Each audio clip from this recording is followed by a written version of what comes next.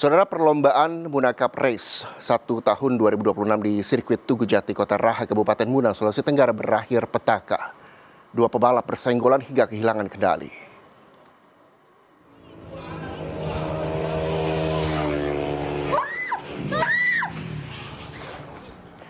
Antusiasme penonton balap motor dalam sekejap berubah jadi kepanikan.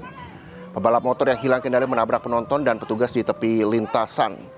Para penonton berlarian menyelamatkan diri, sementara panitia dan tim medis segera memberikan pertolongan.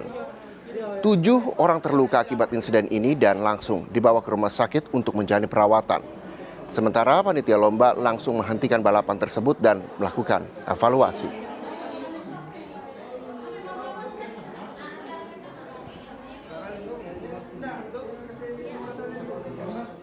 Selesaikan itu karena tadi terjadi crash yang mengakibatkan pimpinan lomba dia kecelakaan. Jadi dari pihak ini provinsi lomba dihentikan karena akibat crash itu.